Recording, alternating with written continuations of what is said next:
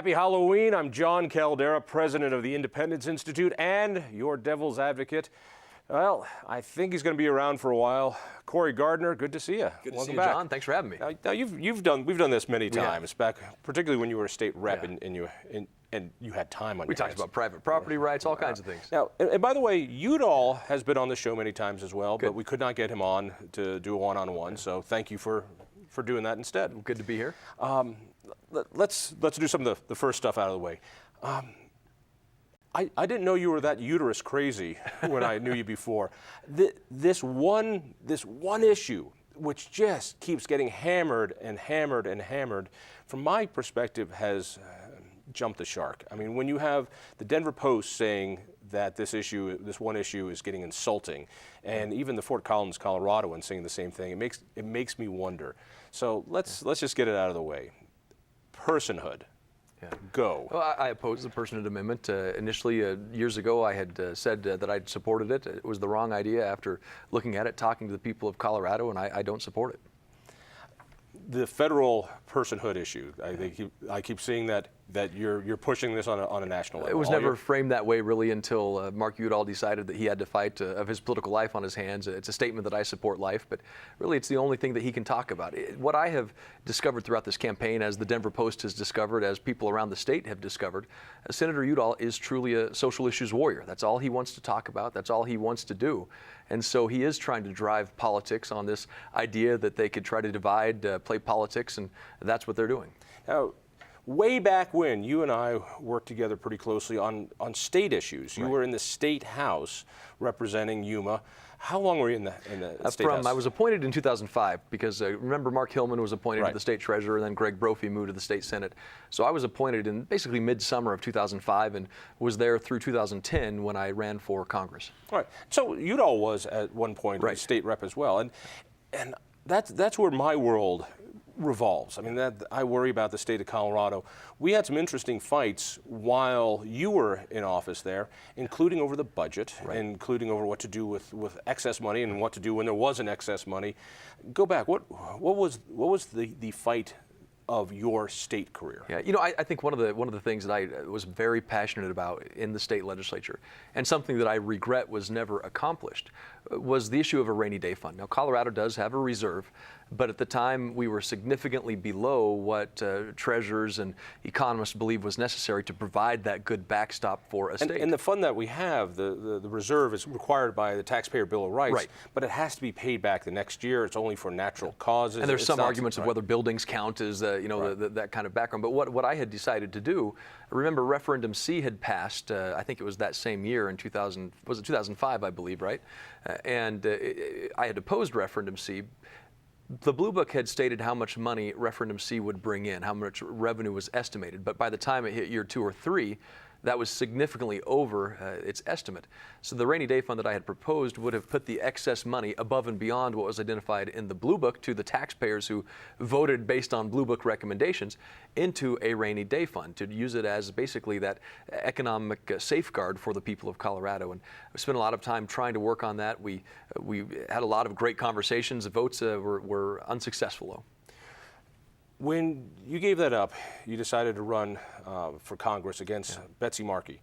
Now, this was not an easy fight. This was a bit of a long shot. I mean, the woman voted for Obamacare, and that was the kiss of death. I mean, she voted against it first until Nancy Pelosi said, no, now push comes to shove, we absolutely need it, and we're going to take care of you. I think the backroom conversation was, we'll take care of you if you lose. That wasn't a give me slot. That was taking out an incumbent Democrat, and that's a difficult thing to do. Why did you make that step? Well, you know, if you look at the race, I think Marilyn Musgrave was elected in, I think, right around 2002, reelected 2004, 2006. And then 2008, she was defeated by Betsy Markey, and you could see the numbers had changed in the district. Betsy Markey not only voted for Obamacare, but she voted for what I call, or supported what I called the four horsemen of liberal politics. Voted for Obamacare, voted for the stimulus, voted for cap and trade, and co-sponsored card check. And so those were four liberal policies that were really out of step with the people of the 4th Congressional District. And we made that case to the people across the the district. Now, the district changed dramatically 2 years later. When I was elected in 2010, it had Larimer County in it, all the way over to the Nebraska Panhandle, and then all the way down to Lamar. After redistricting, though, it now dropped Larimer County and then had Los Animas County, Trinidad in it, so it changed dramatically. But at the time, it was a changed district. Running against an incumbent is never an easy thing to do. But we made the case to the people of Colorado that she had not represented their interests. That new district that you now represent, I don't know how to tell you this. It's a safe district, all right? Tom Tancredo had a really safe district. There are a couple safe. Diana DeGette has a really safe district. I would argue that Jared Polis has a really safe district. You, too, represent a really safe district. And you could... how stupid are you? All right, this is you had a good thing. All right, you could be congressman for as long as you like. You could get the pension. You could become the lobbyist. You could ride that gravy train as long as Diana DeGette does.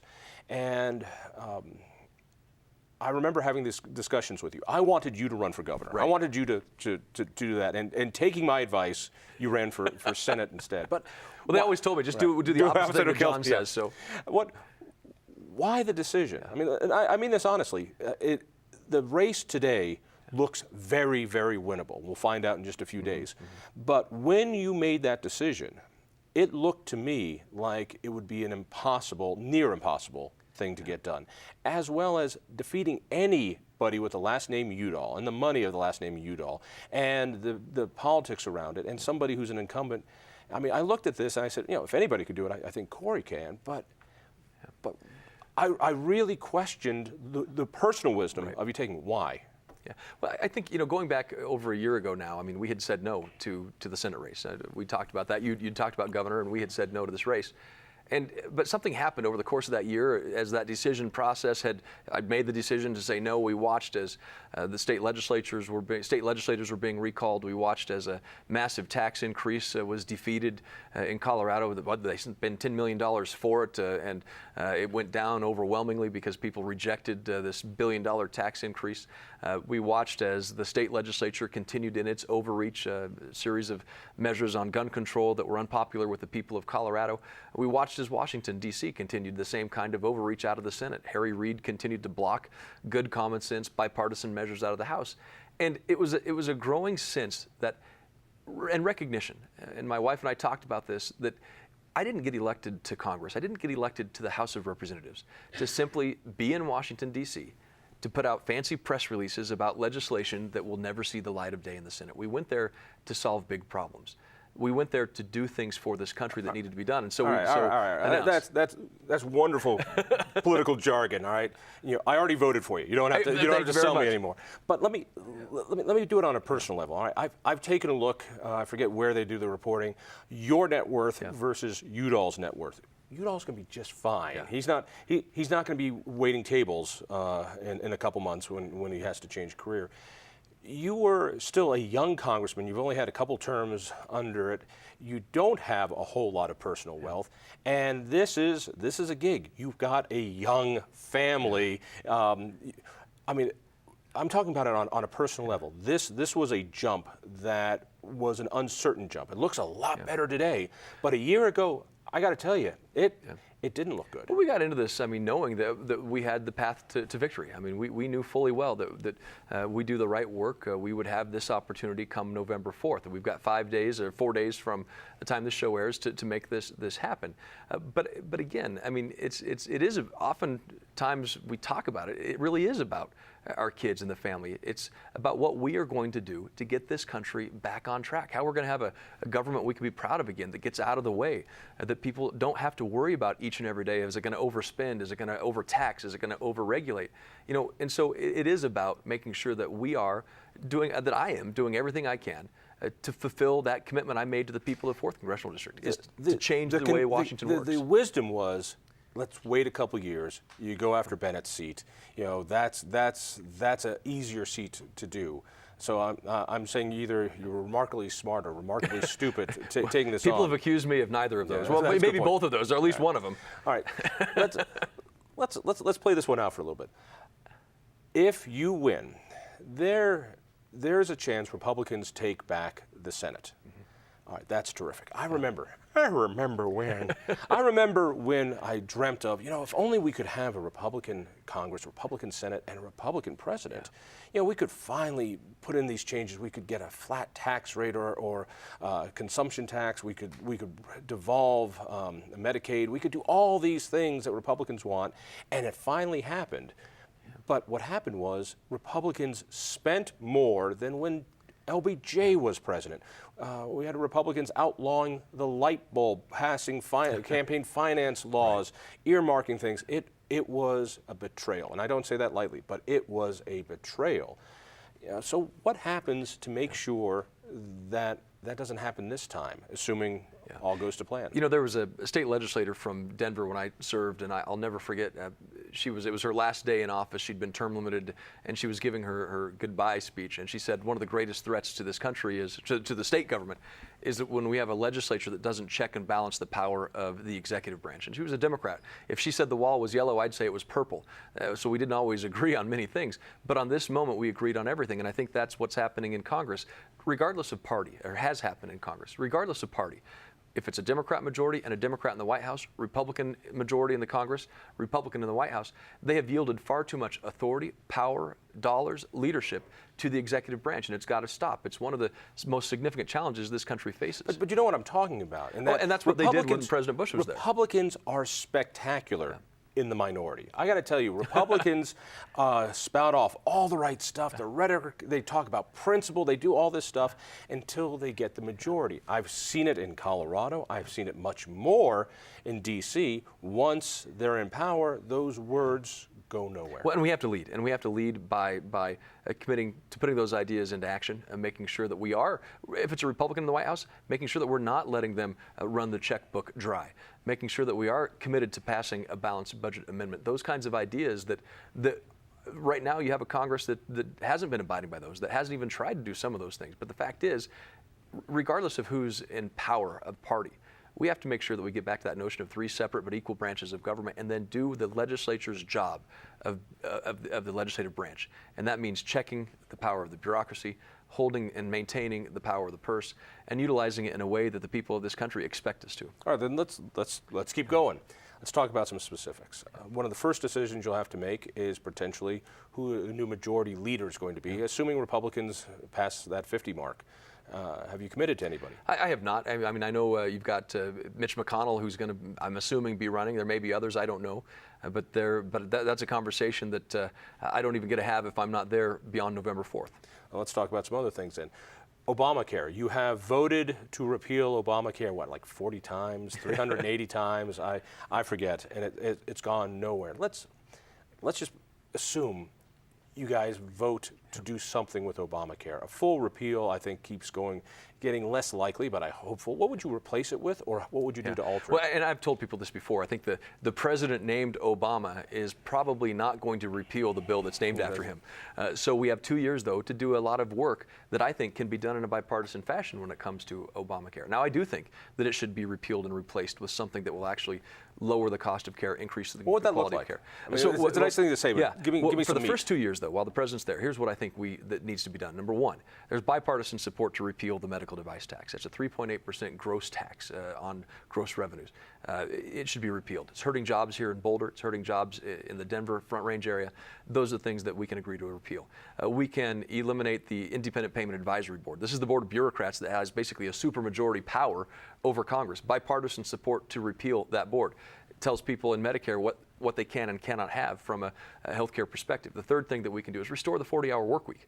I think there may even be room to address the mandate when it comes to the next 2 years. Be more specific on that, because one of the little stories that didn't get much coverage was my alma mater. Right, on the 40-hour work week? Yeah, saying that students can't work more than 25 hours a week, thanks to Obamacare. Now, then they had to say, well, we're also doing it because we want them to have time to study. But apparently a week ago, they didn't mind. These are kids who need the jobs, and also some of them work a lot more than 24 hours or 25 hours a week during one semester if they work for one of the teams or a sport, and then the next semester they go hardcore on this. And so we're telling the very same people we're trying to advertise brochurance to that you can't you can't have insurance. You can't have a job to pay for your education. Well, and that's the challenge, and we've seen businesses around the country do this, where they have reduced that the workforce, the hours that the workforce is in place to try to avoid the ramifications of Obamacare. And so the University of Colorado made that choice. In order to avoid the insurance requirements, they dropped the hours. And that's happened not just at the University of Colorado, but it's happened around the country. I think the statistic from, I believe it's one of the small business organizations has said that 18% of businesses aren't hiring, small businesses aren't hiring because of concerns or costs related to or as a result of Obamacare. So we're seeing that happen all over the place. But we do have an obligation. That's one thing that, we talk a lot about, making sure that we have leadership. And I'm committed to making sure that when Republicans say no to something, that they also have to say yes to something, a better idea, a better way to do things, or justify why they're a no. We always have to do that. If you like your health insurance, you can keep it. Now, you got one of these notifications yourself. Right. I mean, was that the trigger? I mean, was that the last straw when you actually got the piece of paper saying canceling your policy? Certainly part of it. I mean, part of the decision to run, you mean? Yeah. That was certainly part of it. If you read the promises that Mark Udall made, the promises that the president made, if you like your health care plan, you can keep it. 340,000 Coloradans got the same letter that I did. And the retort is always, well, yes, but they got something else. 90-some% of them got something else. That wasn't the promise. The promise that a 2,700-page partisan, costly bill was sold to the American people on was the promise that if you like your health care plan, you can keep it. It wasn't, if I like your health care plan, you can keep it. That wasn't the promise, but that's what it turned into, and they've gotten away with it, and I don't think that's fair to the American people. The game of trying to show how many people got these letters changed. We got the email from Udall's office trying to bully the Department of Insurance here in Colorado to keep that number low. And just recently there was another letter from that same office saying, it's going to be, what did they say? Adding 200,000 200,000 more people who are going to get cancellations thanks to Obamacare. And when I've seen people who have come to my town meetings who said, recently, just about 2 days ago in Boulder, somebody came up and handed me a letter that said that their health insurance plan had been canceled. He handed it to me and he said, this happened to me a year ago. This is the second time my health insurance plan has been canceled. And the president, Mark Udall, wants to blame the insurance company. But the fact is, Obamacare put in the measures that require those policies to be canceled because they don't meet that promise, and they don't meet, I guess they meet what they tried to turn it into, which was, we didn't like your insurance, so we're going to make you change. Let's do a few other things. Since we're on healthcare, let's do Ebola. There's talk of travel bans, of what the United States can do to protect us. I think a lot of this is overblown. There's a fight between Chris Christie and the president and the governor of Maine now. Is this a congressional thing? Is this something that you're going to play a role in? Well, I am actually on Energy and Commerce Committee, and a couple weeks ago we had a subcommittee hearing on the Oversight and Investigation Committee, which the Energy and Commerce Committee does have jurisdiction over parts of HHS and different programs at HHS, including CDC. So we had Dr. Frieden testify before the committee. He's the head of CDC.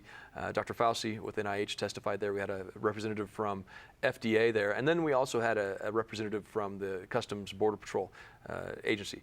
And what became clear is a concern, number one, the sort of response and ready response that the CDC had and lacked when it comes to something like this, when it comes to Ebola. And what I mean by that is not only how to address the actual Ebola itself, but how to address the American public when it comes to a public that is desperately seeking answers and will sniff out any sense that they're not being told the whole truth, or if they're just being told part of the truth. And I think that was the challenge that happened. This is a scary thing. The last thing you want to do is give the American people any kind of reason to be concerned, afraid, fear, or panic. You do not want that. Do you favor something like a travel ban? I do, and here's why. At that committee hearing, the CDC head, Dr. Frieden, testified that between 100 and 150 people would be traveling into the United States each and every day from the affected areas. The gentleman who's Mr. Wagner from the Border Protection Agency said that of that 100 to 150 people, 94% would be screened for Ebola. That means, just do the math, between 2,000, 3,000 some people would enter into this country each and every year from the affected areas without ever having been screened or given contact information regarding Ebola. Let's keep rolling.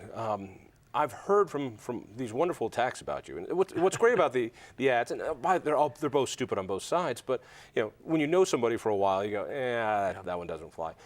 Let's talk about Medicaid, because I hear you want to voucherize Medicaid and hurt poor people. And who doesn't?